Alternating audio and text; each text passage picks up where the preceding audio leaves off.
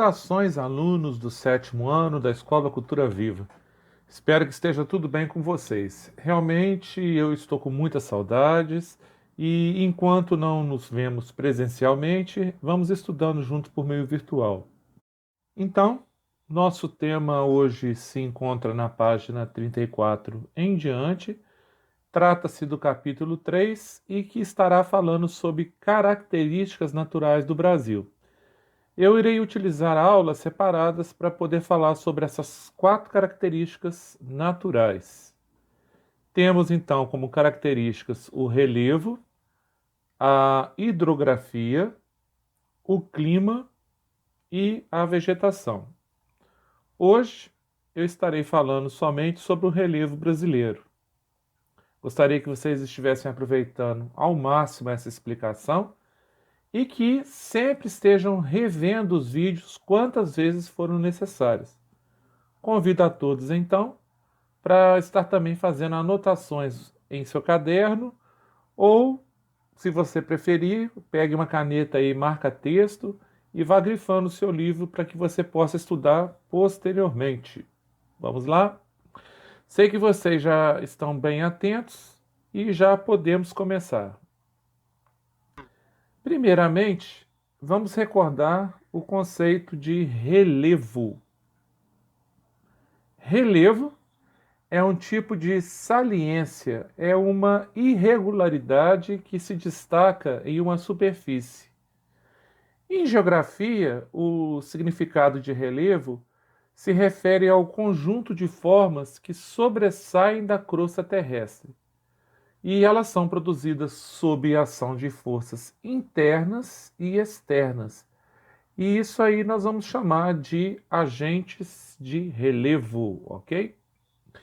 Então, e ainda recordando, o relevo ele tem origem endógena, que são chamados de agentes internos. Vamos nos recordar disso aí, ó.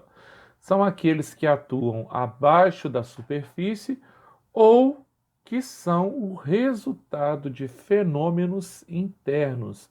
Nessa categoria, podemos citar, então, o tectonismo, vulcanismo e até mesmo os terremotos. De certa forma, todos esses fenômenos naturais estão articulados entre si e compõem, no geral, uma mesma cadeia de acontecimentos. Mas é importante lembrar que, apesar de sua origem ser endógena, ou seja, dentro, interno, o relevo externo ele será esculpido pelos agentes exógenos. Marcelão, eu esqueci o que são os agentes exógenos. Gente, agentes exógenos é o clima. Vamos lá, eu vou recordar. O clima, ele é responsável pelo intemperismo. Ih, professor, ficou pior ainda. Já até esqueci a respeito dessa matéria. Gente, um dos agentes intempéricos é o vento, ou também chamado aí de eólico. Eu tenho outro agente que é o pluvial, que são as chuvas. Eu tenho ainda o fluvial, que são os rios. E eu também poderia até ter o agente nival, que não é característico do Brasil, que é a neve, ok? Mais para frente também eu poderei falar sobre as ações antrópicas, que no caso é a ação do homem modificando totalmente o relevo, mas vou deixar para o final, ok? Pois bem, esses agentes irão modelar o relevo. Eles são responsáveis por esculpir o nosso relevo brasileiro. Nosso relevo brasileiro e também, né, por todos os demais relevos existentes no planeta. Mas como nós estamos falando sobre o relevo do Brasil, vamos nos ater somente a esse conhecimento. Quando eu falo sobre relevo brasileiro, eu não posso esquecer que eu tenho dobramentos antigos no relevo. E mais uma palavra que a gente tem que recordar, né? Dobramentos antigos. Galera, dobramentos antigos são os blocos imensos de rocha são constituídos por rochas cristalinas. Lembra das rochas cristalinas? Lá quando a gente falou sobre o magma que fica no interior da Terra? Pois é, essas rochas cristalinas, elas ainda foram formadas no período pré-cambriano. E também, outra formação rochosa que eu tenho aí dentro desses dobramentos são as rochas metamórficas. No caso aí, a modificação realizada também pelo material sedimentar. Essas rochas elas foram formadas aí no período paleozoico, são resistentes, mas com o passar do tempo elas acabaram bem desgastadas, ok? Uma observação aí que eu não posso deixar de falar é que as partes internas da Terra estão bem estabilizadas, tá? No caso, nós estamos entre duas placas tectônicas, então nós estamos bem ao centro. E quando nós falamos que estamos ao centro, a gente pode dizer que estamos longe desses limites tectônicos, dessas placas tectônicas. Gente, os agentes exógenos, eles irão trabalhar o relevo na parte externa, ok? Os mares de morro configuram um tipo de domínio morfoclimático do Brasil, conforme a classificação elaborada por Aziz Absaber. Lembra quando nós começamos a classificar relevo lá no sexto ano e nós falamos de uma das teorias de Aziz Absaber? Pois é, esse domínio aí ele vai se estender por toda a faixa litorânea oriental do nosso país, desde o Nordeste até o estado de Santa Catarina. E é basicamente constituído pela Mata Atlântica e por algumas outras formações vegetais. Vamos então falar dos perfis do relevo. Inicialmente eu irei citar, e talvez um dos mais importantes, eu irei citar os do Norte e também os relevos do Nordeste. Tá? Eu acredito que em outra aula sobre relevo ou vegetação eu também estaria citando os demais. Tá? Mas vamos nos ater a esses dois? Pois bem, o relevo da região é, na sua maioria, de baixa altitude, em razão das planícies fluviais dos rios Amazonas e também do rio Araguaia. E das depressões, no caso aqui, que ocorre também lá na região norte. No extremo norte, a gente pode observar um pequeno fragmento de planalto, que a gente pode chamar de planaltos residuais norte-amazônicos. E depois, bem abaixo, uma grande depressão, que eu também chamarei de depressão marginal norte-amazônica. Gosto de explicar tudo muito bem detalhado, então só para a gente lembrar aí, classificação de depressão marginal. Por que marginal? Porque está à margem de alguma coisa. Nesse caso aí, está à margem da grande planície amazônica. E se está à margem da planície amazônica, está próximo do rio Amazonas. Do outro lado do rio, eu continuo tendo a depressão marginal, vou seguindo e indo em direção ao sul, eu terei o Planalto Sul-Amazônico. Espero que a ilustração tenha ficado bem clara aí, ok? Vamos falar agora sobre a região Nordeste.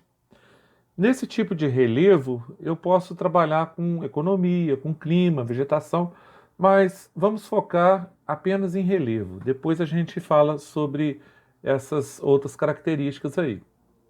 Em relação ao Nordeste, eu irei começar de leste para oeste. Já de cara, então, eu me deparo com o Oceano Atlântico. Seguindo por essa faixa, seguir então para oeste, eu encontro uma área sedimentar. Lembrando que quando as rochas se desgastam em função da ação dos agentes externos ou exógenos, elas dão origem aos sedimentos e sempre acabam nas regiões mais baixas, né? Principalmente em região de planície aí. Um exemplo de sedimento é a areia da própria praia, que é formada a partir do desgaste das rochas litorâneas pela água do mar, que ficam ali batendo constantemente, né, provocando então esse efeito. Outro exemplo é o pó que se forma a partir do desgaste de rochas pela ação das águas, de chuvas e dos ventos, que não é, no caso não seria esse. A seguir, seguindo essa linha aí de pensamento, eu encontrarei no relevo do Nordeste os tabuleiros litorâneos. É exatamente quando começo a me deparar com o mais famoso planalto do Nordeste, o planalto do Borborema. Antes de atingir o seu ápice, eu encontro um fenômeno conhecido como barlavento, que é o lado de onde sopra o vento. Observe então esse slide aí que estará mostrando legalzinho para vocês aí. Olha o que está acontecendo do outro lado. Irei então chamar de sotavento, que é o lado oposto ao qual sopra o vento, que eu chamei de barlavento.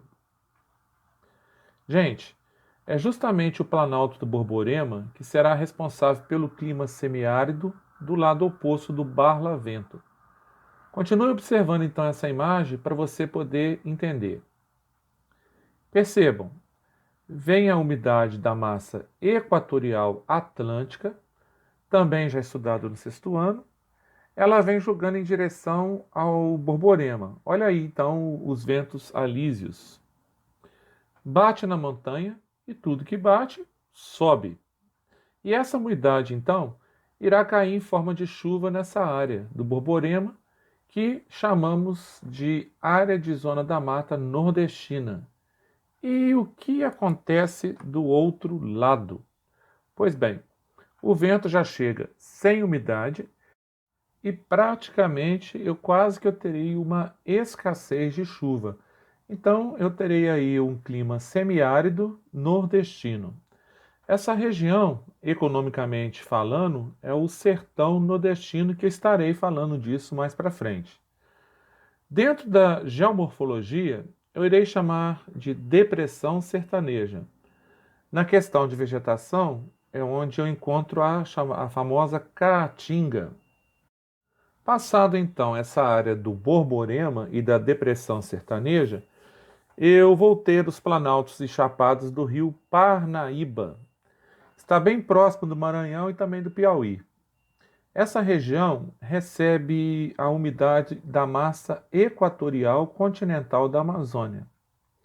Nessa região aí, eu tenho a Mata dos Cocais, que também estarei falando quando nós estivermos estudando sobre vegetação.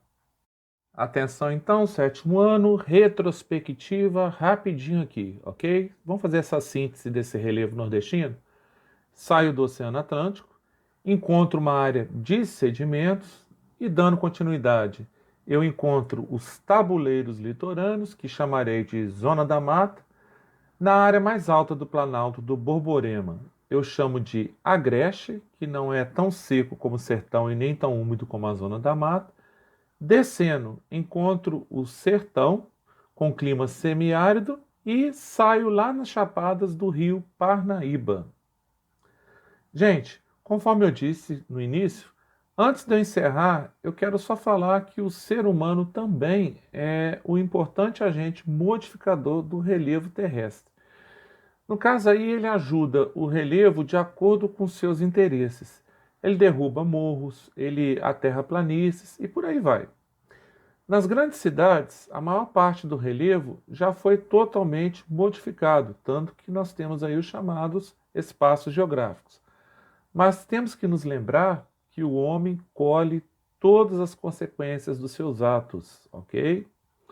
Ouvimos e lemos em jornais sobre inundações, deslizamentos de terras, e vai seguindo aí nessa linha. Essas ações serão chamadas de ações antrópicas, que acabam sempre colocando a população em risco, principalmente as populações residentes nesses locais. Locais estes que são áreas íngremes de relevo urbano, ok? No meio rural, eu também vou ter o uso de técnicas inadequadas ao tipo de relevo e que vai tornar o solo mais suscetível, principalmente a erosões, ok? Então, meus alunos do sétimo ano, essa é a nossa conversa de hoje. Eu espero que vocês tenham gostado e que tenham aprendido bastante. Revejam essa videoaula e confiram suas atividades no livro. Até a próxima aula, onde nós estaremos falando sobre hidrografia. Fiquem com Deus. Cultura viva, muito além da sala de aula. Cultura viva, minha escolar. Cultura viva, meu prazer. Cultura viva, lugar de gente feliz que me impulsiona e me ajuda a vencer. Cultura viva, atitude. Cultura viva, emoção. Viva a cultura, onde um sonho começa e se transforma em realidade.